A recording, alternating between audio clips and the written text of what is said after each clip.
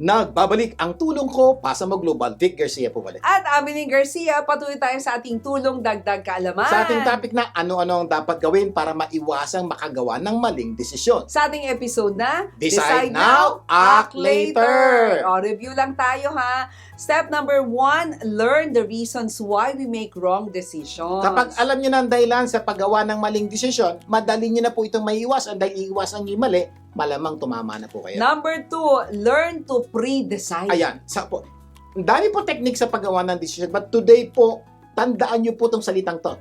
Isang technique na napakaganda para makagawa kayo ng tamang decision is learn to pre-decide. Ano yung ibig sabihin ng pre-decide? Decide is gumawa ka ng desisyon. Ito po ito, pre-decide. Ibig sabihin, hindi pa nangyayaring magdidesisyon ka, you make a decision already. Pag ginawa mo yun, malamang marami kang desisyong tatama. Ano yun? Yes, Pakipaliwanag, at mabili. pre-deciding kasi is deciding before you take action. Ibig sabihin, Diba? ang action mo bukas. Yes. Ngayon pa lang, dinesisyonan mo na. O ang action mo, next month. Ngayon pa lang, dinesisyonan mo na. So, ibig sabihin, pagdating ng panahon yun, o dumating yun, hindi ka na mag-iisip. Parang Bakit? ano yan, Nadesisyonan sir, mo na eh. parang fire drill yan or earthquake drill, di ba? Nagdesisyon ka na kung ano ang gagawin mo kung sakaling magkakaroon ng fire O earthquake. o ang earthquake, di ba? Sa ganitong paraan, malamang magiging tama ang iyong desisyon. If you learn to pre-decide, maiiwasan nating makagawa ng maling desisyon. Yun po, sabi nga po, tambay sa mga mga Abilin, marami pong namamatay sa earthquake or sa fire. Dahil Sunog, oo. ang tagal magdesisyon. Ito nagsusunod, ano gagawin ko?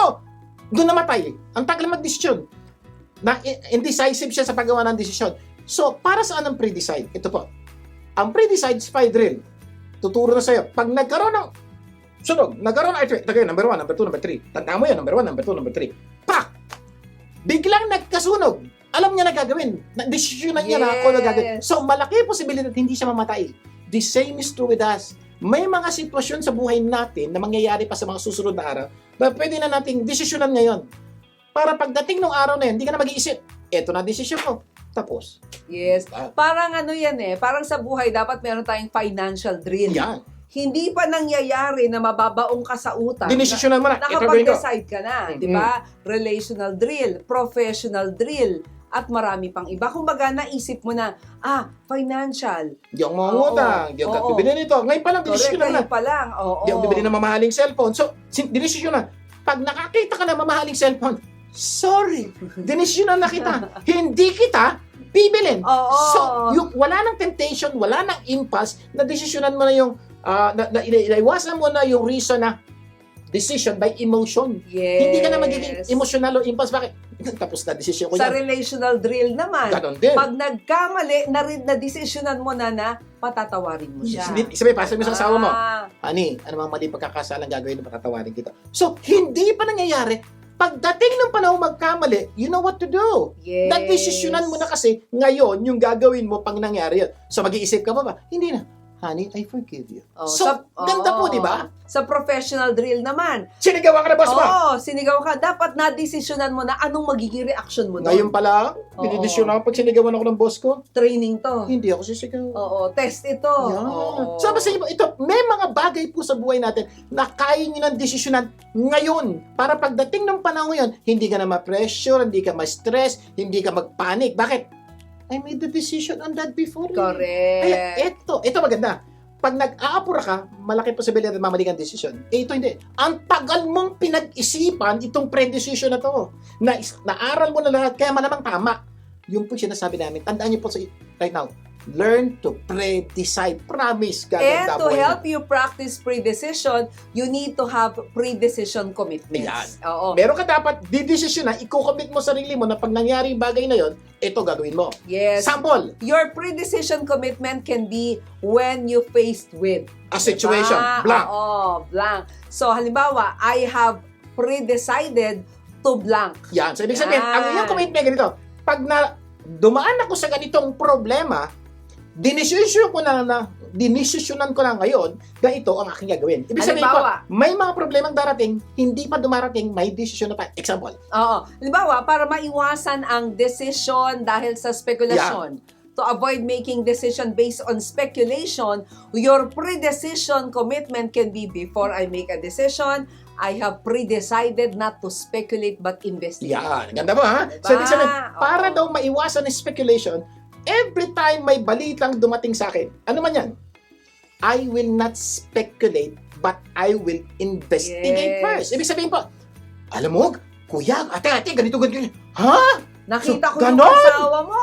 Yan. So, ang mangyayari kami siya, siguro ganito yan. Wag po. Kasi pag siniguro mo, malaki posibilidad mali. So, ano, don't speculate. Stop siguro. Ano ba nangyari? Eh, sino ba nakakita? Yes. Sino pa kasama mo? Kausapin mo rin yung ibang nakakita. Ano ba nangyari? So, pag nakuha mo na lahat ng impormasyon, hindi ka na nag-speculate. Because you're now dealing with facts. And the moment you're dealing with facts, malaki posibilidad, tama desisyon mo. Kumbaga, don't believe everything you hear. There are always three sides to the story. Yeah. Yours, theirs, at saka yung truth. Yan. So, palagi daw pong meron. Pero alam niyo po, sa akin, hindi po three sides in every story. Ano? Meron po akong version yan. Ano? There are always many sides to a story. Sir, many. Yours. Oh. Theirs. Oh. Ilan si theirs? Marami. Siya. Oo So, dami na. Tapos, oo. and the truth, sa totoo lang po, bawat sitwasyon, ang daming kwento. Kaya mag-isip ka mabuti, alin din natin paniniwalaan mo. Kasi po, pag namali ka ng pakikinig, mamamali ka rin ng desisyon. Correct. And the more information you have, the easier your decision will be. Yan, napaka-importante po. Pag marami kang impormasyon, at maraming pareho, hindi po conflicting, pare-pareho po sinasabi, ganun po ba? Ay, ito gagawin natin. Pero pag konti impormasyon mo, parang lito ka, ano gagawin ko? Hindi ko pa alam lahat ng sitwasyon. Kaya napaka-importante, investigate. Yes, and the less information you have, the harder the decision will be. Para may iwasan po ang desisyon dahil sa emosyon. Ito naman ang gagawin mo. Oo, I have pre-decided to be rational and not emotional. Hindi pa nangyayari. Alam mo na yung rational hindi pa nangyayari. decision Ibig sabihin making. po, hindi ako maging emotional, maging rational. Ano yung rational? Ibig sabihin, mag-iisip ka, hindi mo pa pababayaang dali ng kilos mo ng emosyon, kung hindi dali ng kilos mo ng iyong pag-iisip. Objectivity, logic, instead of subjectivity and intuition to achieve a goal. So, ibig sabihin, Ah, bawal mag-emo. Okay? oo. Pero yung pre-decision mo, parang when faced with an angry Ayan. person, Emo na yan. Emo. I Galit. have decided to be calm and speak in a soft voice. Ayan po, ako matagal ko na po Oo. na-desisyon na niya. Pag nakaharap po ako ng mainit. Galit, oo. Tahimik lang po, makikinig lang. Mamaya mapansin niyo po, tahimik na rin siya. Para maiwasan naman ang impulse ng online shopping, Ayan. your pre-decision commitment can be, I have pre-decided to remove all online apps on my cellphone. Kaya ka natetempt, bumili kasi ni app, tanggalin mo yung app, wala. Ang tawag doon, you pre-decided, hindi ka pa natetempt, tinanggal mo na, ay di walang temptation. Yes. O para maiwasan ang impulse buying, your pre-decision commitment can be, I have decided to ask permission from my spouse. Before buying, ibig sabihin, kumisa Oo. nai-impulse tayo mga babae, kumisa. So, ang pre-decision mo, bago ako bumili, honey, may bibili na ako nito, okay ba? Okay. So, ibig sabihin, meron kang taong kokontrol sa emosyon mo. So, Yes. dinaiwasan ng impulse buying. Or parang to reduce sexual temptations, your pre-decision commitment can be, I have pre-decided to wear my wedding ring. Yan, At kumisa all po, times. kaya po tayo nalulo. Kung alam mo nang kasal ka, tinatanggal mo yung wedding ring, may problema yan. Oh, eto naman, para maiwasan mo naman yung Ikaw magalit. outburst. Oo, ikaw diba? magalit. I have pre-decided to always give the benefit of the Basta, doubt. niyanakit na, maligid na. Oo. Baka naman may dahilan siya. Oh, Bakit kinat ka sa Ay, highway. baka naman Oo. number 2 na Oo. takunahin. Kaya kasi pa, pag binigyan niyo ng benefit of the doubt, iwasan yung magalit. Ang Yan po yung mga ganda, pre-deciding. Ang ganda ng pre-deciding. Oh. At talagang bago pa lang mangyari, napagdesisyonan mo na. Kaya pagdating ng panahon Oo. yan, tama ang desisyon mo. Mamaya, itutuloy pa po natin ang ating kwentuhan. Kung ano-ano ang dapat gawin para maiwasang makagawa ng maling desisyon. At bago tayo mag-break, magbibigay daan muna tayo sa usapang life insurance mula sa outstanding living benefits specialist na si Gina Criste. Gina! Hi Sir Vic! Hi Ma'am Avelyn! Andito na naman ako para sa usapang life insurance. Today, pag-uusapan naman natin ay life insurance for your child. Ang tanong, kailangan pa talaga ng mga anak natin ng life insurance? Life insurance may help those hopes and dreams come true through every stages of their lives. Here are the benefits of life insurance for your child. Simple and fast to issue. less expensive, lacks in insurability while they're still healthy, has the potential to build cash value, and you can use the funds for anything. Your child's policy could be used to help pay education costs. No student loans to worry. When they get married, the cash value can help them pay for their wedding. And it can also provide a down payment on their first home. O di ba ang ganda? And eto pa, meron din silang living benefits in case of qualifying illness. Di ba wala namang parents na gugustuhin magkasakit ang anak? However, mas mainam po na prepared tayo for anything that can happen. We cannot discriminate sickness. Anyone can get sick, di po ba?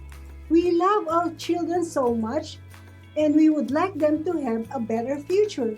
So it's time to think smart for our kids. Start early at birth if possible. 14 days pa lang pwede nang i-apply. Let me help you know more about your options. Gusto mo din bang makatulong sa iba katulad ko? You too can be a living benefits specialist.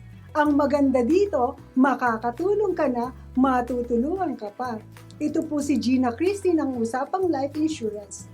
Text or call me at 323-244-9784 and 747-214-7474. Until next time mga kapamilya. Maraming salamat, Gina. Until next time para sa iba pang usapang life insurance. Magbabalik pa po ang tulong ko, Pasa mo Global. Huwag bibitiw. Tulong ko, pasa mo, gaganda ang mundo.